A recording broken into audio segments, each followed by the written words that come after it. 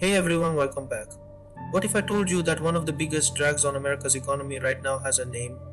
And it's not coming from China or inflation or even AI disruption. It's called the MAGA Tax.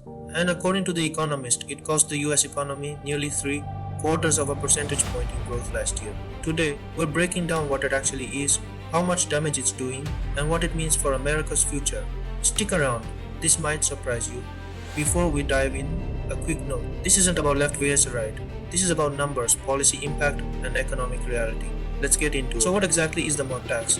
According to the economist analysis in their May 23, 2026 issue, it's the combined economic cost of three major pillars of Trump's economic approach: high tariffs and erratic trade policy, sharp restrictions on immigration, including skilled workers, massive policy uncertainty, constant rule changes, threats, and reversals.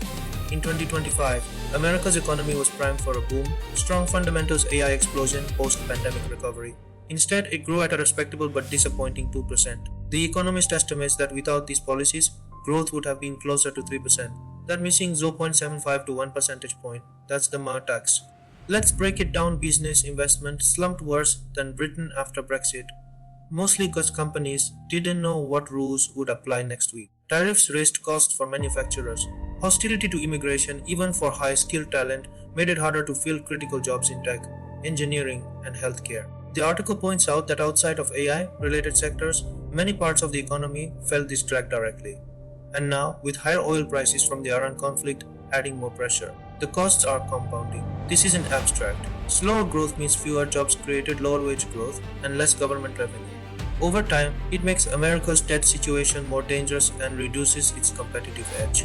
Here's the fascinating part, and why this story is more nuanced than simple criticism. Despite the MAGA tax, America is still growing faster than Europe and Japan. While Germany, France, Britain, and Japan hover between 0% and 1%, the US is at 2%. Why? Continental scale and single language. Natural resources, especially shale revolution. Tolerance for disruption and creative destruction. The AI boom and massive private investment.